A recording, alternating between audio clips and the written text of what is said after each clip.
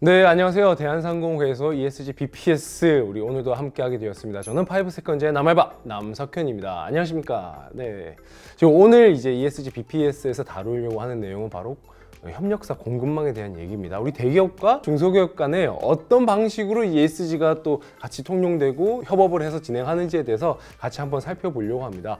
오늘 진짜 모시기 힘든 분들 모셨거든요. 한 분 한 분 자기소개 부탁드리겠습니다. 네.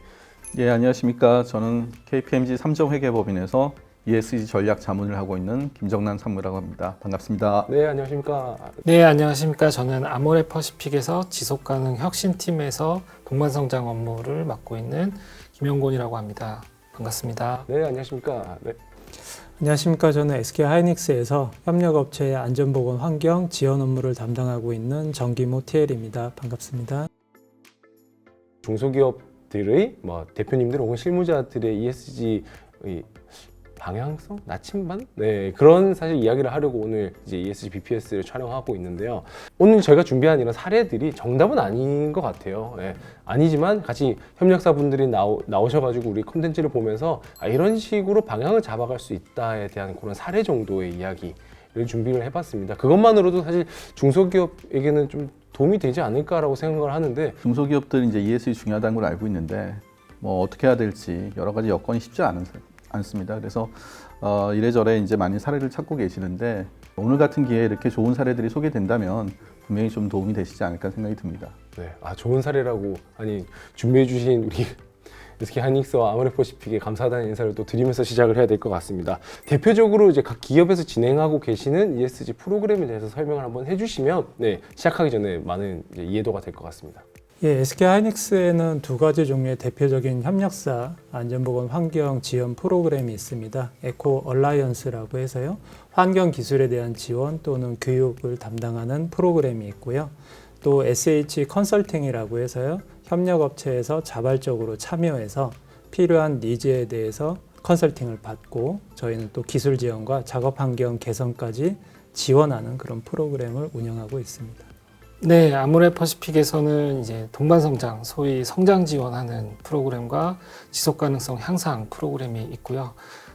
동반성장 프로그램에서는 기본적으로 자금 지원, 그리고 품질 관련된 컨설팅 지원, 이런 것들 복지도 지원하고 있고요. 그다음에 지속가능성 향상을 위해서는 이제 말씀하신 환경 법규 진단이라든지 안전 진단 이런 컨설팅 지원 프로그램을 지원하고 있습니다. 이 중소기업의 ESG 경영이라는 게 단순하게 이 중소기업만의 문제인가요? 아니면 대기업에도 필요한 건가요? 대기업이 당연히 필요하죠. 필요하니까 하겠죠. 우리 SK하이닉스라든지 아모레퍼시픽 스스로가 좀 더 장기적으로 좀 성장하고 발전하기 위한 기본적인 형태로 우리 또 중소기업들 협력사를 지원하는 겁니다. 예. 현재는 이제 SH 차원의 안전보건 환경 차원에서의 국내 법규 117개 기반으로 해서 협력업체가 가지고 있는 리걸 리스크를 좀 진단을 하고 지원을 하는 보다 좀 명확한 성격에 있어서의 서비스가 이루어지고 있고요. 아모레퍼시픽은 어떻게 생각하시나요?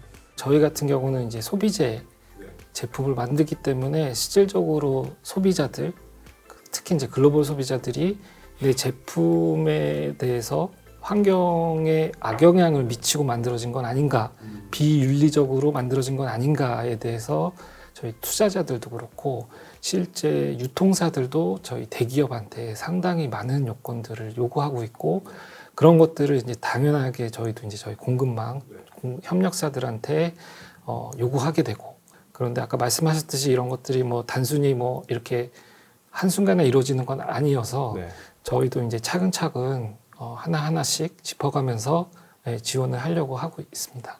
분야가 좀 다르니까 되게 재밌는 것 같아요. 사실 영상 준비된 것도 보면서 약간 보는 관점이 좀 다를 것 같은데, 그러면 저희 제일 처음 준비한 영상 한번 보시면서 각각의 기업이 어떤 ESG를 또 도입하고 있는지, 이 파트를 어떻게 적용하고 있는지 같이 한번 영상을 만나 뵙도록 하겠습니다. 저희 유진테크는 가니까 SH 포털에 로그인을 해서 이런 내부적으로 좀 시스템들이 다 또 제공받고 하고 계시더라고요. 예, 뭐 당사에서는 그 저희 사내 또는 사회 협력사를 대상으로 환경 안전 보건 분야에 대해서 회사의 방침 그리고 각사들이 준수하시기를 희망하는 수준의 가이드라인을 제공을 하고 있습니다. 성민 저런 이제 포털이나 이런 프로그램을 대기업에서 이렇게 제공을 하는 게 중소기업한테는 어떤 의미가 있는 걸까요? 그래서 저런 부분들은 우리가 크게 뭐 비용이 들지 않더라도 좀 대기업의 의지만 가지고 있으시다면 충분히 좀 도움을 줄 수 있는 부분이라고 생각이 듭니다. 실제로 뭐 중소기업들 같은 경우는 어떤 뭐 정부의 정책이나 뭐 가이드라인보다는 일단 바로 자신들의 고객사의 어떤 정책이 굉장히 중요하거든요. 저런 포탈을 통해서 우리 고객의 이제 하이닉스라든지 아모레퍼시픽의 어떤 정책이나 방침들을 전달한다는 것은 굉장히 이제 중소기업 입장에서 아주 효율적으로 효과적인 어떤 ES를 접근하는데 반드시 좀 필요한 툴이라고 볼 수 있겠습니다. 프로그램 없이도 사실은 중소기업에서 ES적인 관점을 접근을 하려고 하면 약간 막막할 수는 있잖아요. 저런 포털이 없으면, 지원이 없으면 어떻게 접근하는 것이 좋을까요? 대한상이 이제 홈페이지에 가시면 이제 그런 게 잘 올라와 있습니다. 그래서 그걸 보시고 먼저 좀 점검을 하시고 다 하실 수는 없으세요. 네, 그래서 그렇죠. 그 중에서 가장 좀 약하다는 부분, 또 그리고 고객의 요구가 있을 거라고 생각되는 부분들을 좀 중심을 하시고 실제로 하시다가 보면 어떻게 이거를 해야 되느냐 궁금하실 수 있어요. 이제 그런 부분은 오히려 고객들한테 이거에 대한 가이드라든지 어떤 교육 자료를 역으로 요청하시는 것도 굉장히 좀 하나의 팁이 되지 않을까라는 생각이 듭니다. 그럴 수 있겠네요. 예, 예. 네. 확실하게 그런 가이드를 보고 또 먼저 질문해 볼 수도 네. 있는 거고 자리를 마련할 수도 네, 있는 네. 거고 먼저 다가가는 것도 하나의 방법, ESG를 풀어나가는 방법이겠네요. 또 그런 설명을 받아서 또 벤치마킹을 잘 해서 이제 그 현장에 이렇게 세팅을 잘 하신 또 기업을 저희가 갔다 왔거든요. 두 번째 영상도 한번 보고 가시도록 하겠습니다. 두 번째도 SK 하이닉스의 협력사 코미코인데요. 저 117개에 대해서 본인들이 내부적으로 그걸 다 체크리스트를 또 현장 점검 사진도 찍으시고 만들어 놓으시더라고요. 내부적으로 시스템적으로 ES 쪽을 잘 반영하려고 노력하시는 모습이 되게 많이 보여서 117개 너무 많다고 하지 않으시나요, 중소기업들? 규제가 강화돼서 조금씩 더 늘어갈 예정인데 코미코 같은 경우에는 그 SH 컨설팅 당사의 프로그램에 수년간 가입을 하면서 매해 이렇게 좀 더 우수한 어떤 성과를 나타내고 있습니다. 철저한 공정 관리와 작업 환경 개선 등 그 회사에서 SH 분야에 대한 개선 의지가 높기 때문에 지금까지 좋은 성과를 잘 일궈냈다고 생각이 들고요. 저희 또 SH 컨설팅을 통해서 각 협력사들의 좋은 예는 동종업계에 공개가 돼서 좋은 선례들이 하나의 회사에 머무르지 않고 좋은 어떤 파급 효과를 업계 내에서 불러일으킬 수 있는 그런 협의체도 운영을 하고 있습니다.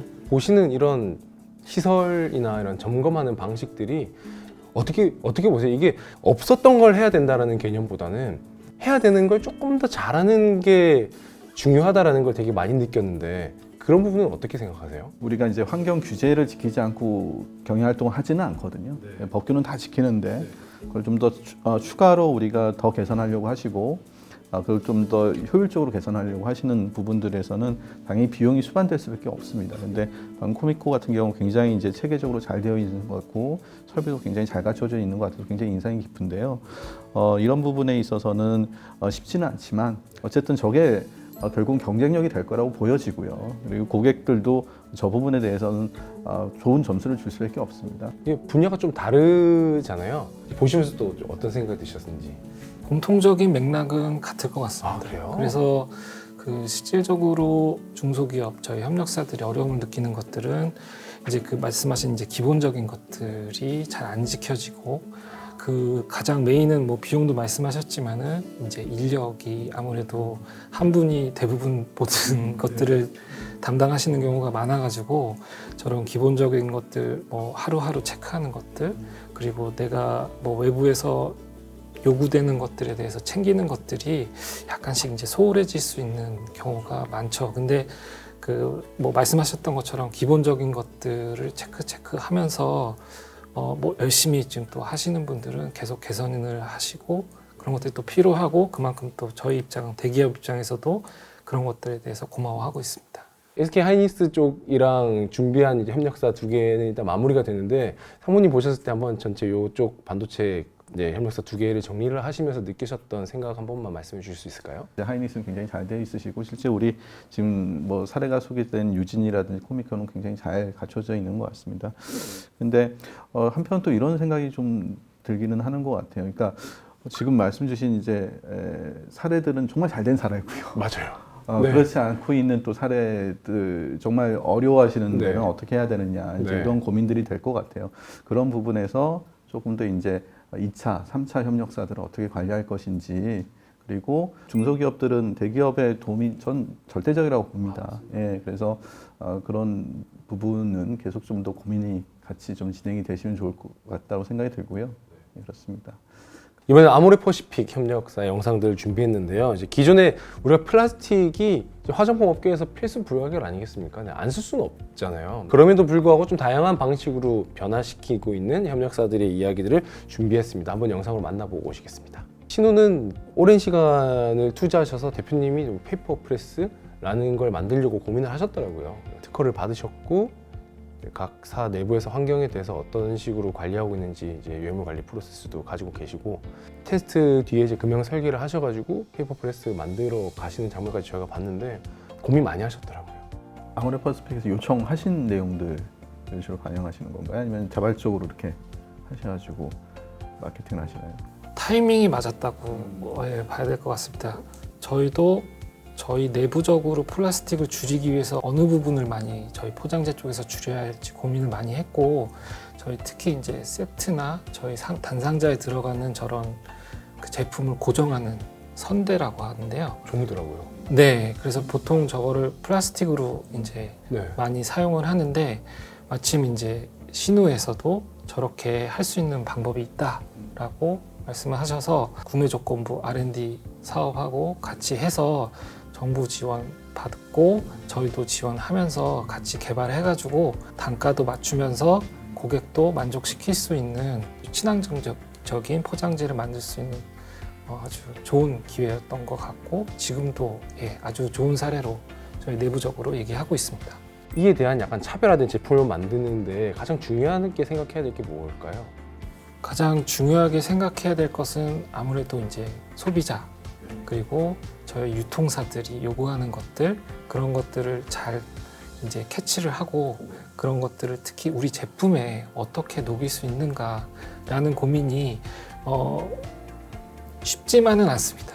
그래서 아까 말씀하셨듯이 대표님께서도 오래 고민을 하셨고 그러한 결과로 이제 이런 혁신적인 제품이 나온 거고 그 단순하게 그냥 종이를 저렇게 해서 만들면 되지 않아라는 관점이 있을 텐데 맞아요. 그렇게 생각했거든요. 접어서 하면 되지 않나? 약간 이런 느낌. 그 실질적으로 화장품 그 용기나 화장품 들어가는 그 제품을 고정하는 것들이 상당히 무게가 있어서 종이로 하게 되면 한계가 있거든요.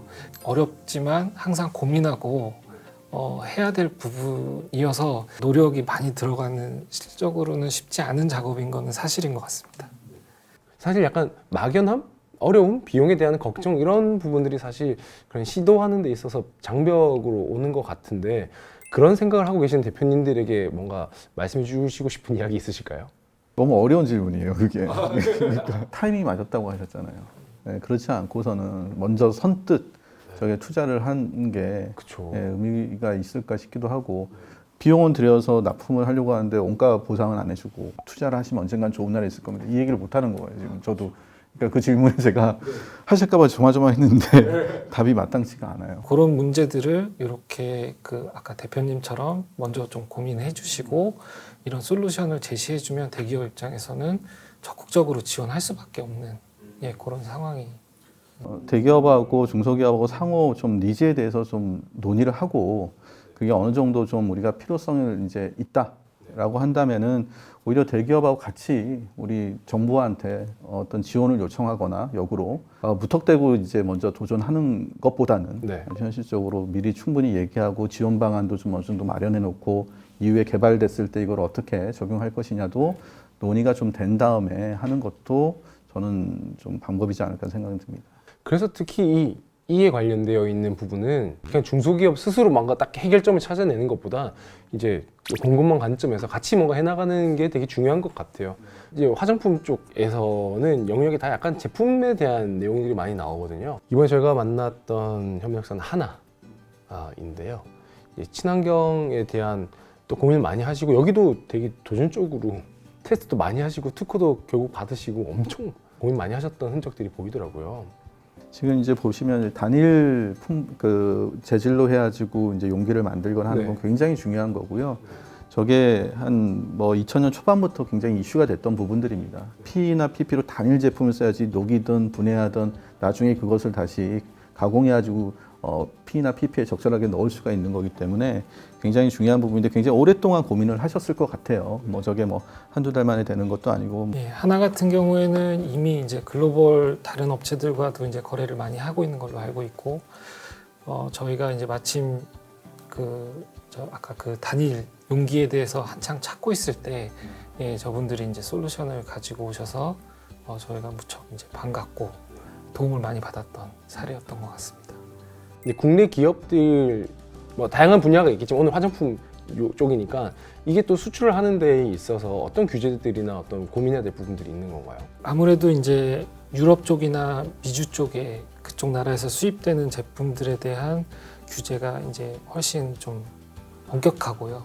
품질에 대한 것들이나 아니면 그쪽 소비자들이 요구하는 것들이 이게 재활용이 진짜 잘 되는 것인지, 그리고 이게 사용할 때 불편함이 없는 것인지, 내용물이 변색이 되거나 잘못되지 않았는지 이런 좀 까다로운 조건들이 있기 때문에 그런 것들에 대해서 맞추려면 이제 아무래도 조금 더 상향된 그 기준들을 요구하고 있고, 특히 이제 뭐 제품뿐만 아니라 이런 공정들이 이 제품이 나오기까지의 공정에서 비윤리적인 건 없는지, 그리고 뭐 환경에 유해한 것들은 없었는지에 대해서 다 요구를 하고 있기 때문에 저희 입장에서도 그런 것들을 이제 체크할 수밖에 없고, 계속 얘기하면서 E랑 S랑 계속 같이 나오는 것 같아요. 네, 네, 따로 떼놓고 이야기할 게 아니라 계속 같이 붙어있는 얘기인 것 같아요. 해외에서도 그런 거 요구사항도 두 개를 다 보는 것 같고. 그렇죠. 환경적으로 좋아야지 이제 사회적으로 좋은 거니까요. 그 재활용 부분 같은 경우는 또 사회적 영향이 있어서 이게 같이 이제 섞여 있다고 볼 수가 있습니다. 사실 중소기업들이 또 결론적으로 뭐 상장사를 목표로 하든 아니면 엑시스를 목표로 하든 뭔가 계속 성장하고 있는 사이에서 본인들이 미래 시장 먹거리에 대한 고민을 안 할 수는 없거든요. 예. 이렇게 또 다른 분야를 보시면서 어떤 생각이 드셨는지. 어떤 소재를 어떤 새로운 공법을 어떻게 개발하느냐에 대한 과제는 BP사 혼자 감당하기에는 좀 버거우실 거예요. 그런 어떤 부담을 가장 줄일 수 있는 가장 고전적인 방법이 국제과제 등을 통해서 어떤 기술에 대한 개발에 대한 펀드를 국가 부처로부터 좀 충당을 받고, 그리고 만들어진 어떤 파츠나 새로운 어떤 공법, 머티리얼들이 수용처를 자연스럽게 좀 찾는다고 하면 각사들이 친환경 소재 개발이나 어떤 부품 개발에 있어서 조금 더 손쉽게 다가갈 수 있지 않나, 그런 생각을 말씀드립니다. 혼자서 해결하는 데는 한계 좀 있으니까 이건 진짜 또 큰 비용과 투자가 필요한 거라서 같이 할 수 있는 파트너를 찾는 게 우리 중소기업 대표님들한테 되게 중요하다는 생각이 드는데요. 그래서 오늘 저희가 준비했었던 4개의 협력사 영상들을 살펴보고 또 그에 대한 또 대응하는 이야기들을 많이 해주셨는데, 사실 ESG를 어려워요. 이제 어려운 것 같아요. 파면 팔수록 더 어려운 것 같아. 중소기업 대표님들이나 또 관리자분들께 어떤 말씀들을 해주고 싶은지. 중소기업 그 협력업체에서 가장 쉽게 접근할 수 있는 방법은 그 중소기업의 그 눈높이에 맞춘 ESG의 그 어떤 교육 자료 또는 가이드라인 이런 것들이 있는지 한번 주변을 살펴보시는 게 좋을 것 같은데요. 마침 대한상의에서 그런 프로그램들을 만들고 또 홍보를 하고 있으니 그런 공공재를 최대한 이렇게 활용하시는 것을 권해드리고요.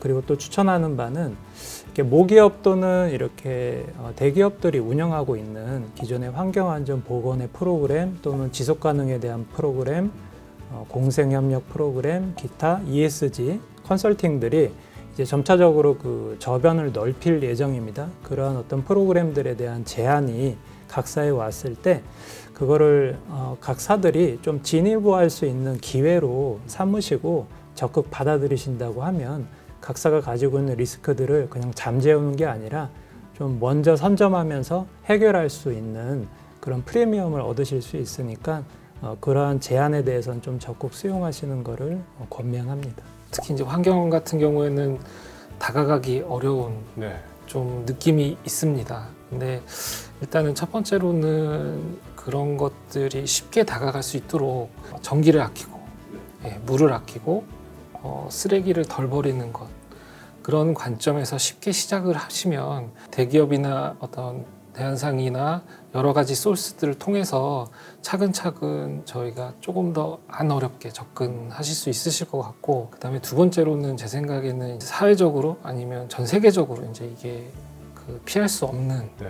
현상이기 때문에 차근차근 하시면서도 거래하시는 뭐 대기업이나 아니면 다른 거래사들한테 항상 협업이 중요할 것 같습니다. 그래서 나 혼자 할 수는 없고 여러 가지 아이디어를 모으든지 도움을 받음으로 해서 조금 한 걸음 더 앞으로 나아가실 수 있지 않을까 싶습니다. 네. 예, 말씀 주신 것처럼 중소기업들도 분명히 이제 인식하셔야 될 게, 이게 대기업들이 ESG를 받아들일 때 유행이라고 생각하지 않고 있습니다. 지금 반드시 이제 해야 되고 큰 흐름이라고 이해하기 때문에 이게 계속적인 요구가 있을 거고 그렇습니다. 그래서 중소기업들도 그 중에서 ESG 중에서 가장 신경 써야 될 게 사실은 저는 이제 환경 부분이니까 글로벌에서 가장 이슈가 되기 때문에 잘 모니터링하시고 도움 받으시고 하셔야 되고, 요거에 대해서는 반드시 좀 우리가 적응해야겠다라는 좀 의지를 가지셨으면 좋겠고, 정부에서도 바로 이제 규제를 동일하게 뭐 사업장 규모나 인력의 규모에 따라서 동시에 규제를 뭐 이렇게 하는 것보다는 오히려 그냥 좀 시간을 좀 텀을 두고 단계적으로 규제를 적용하는 것이 좀 필요하다고 봅니다. 그러니까 먼저 이제 대기업 참여하고 그다음에 또 중소기업이 그다음에 참여를 하고, 이런 접근을 좀 볼 수가 있어서 저는 여러 가지 좀 이게 포용적인 성장 안에서의 뭔가 전환과 변화가 일어나야 되지 않을까, 이런 좀 생각을 해봅니다. 우리가 이제 ESG BPS 하면서 만나 뵀었던 기업들 또 인터뷰하면서 오늘 또 만나 뵈면서 이야기를 했었던 내용들이, 우리 중소기업 대표님들이나 관계자분들이 인력도 좀 부족하고 비용도 좀 부족하니까 그런 앞에서 진행했었던 좋은 사례들을 보고 또 더 나은 어프로치를 하기 위한 약간 발판으로 삼자, 이런 거잖아요. 그건 중소기업이 하지 않으면 안 되는 거거든요. 그리고 대기업이 이끌어주지 않으면 안 되는 거고, 네, 그런 중소기업들이 나타날 때 잘 이끌어 주시길 바라면서, 네, 중소기업 대표님들께서는 모르시는 게 있으면 손들고 질문하는 걸로, 네, 그런 기회들을 찾아 나가시는, 네, ESG 만들어 나가셨으면 좋겠습니다. 오늘 대한상공회의소와 함께했던 ESG BPS 2편 마무리하고, 네, 또 다음에 더 좋은 영상으로 만나 뵙도록 하겠습니다.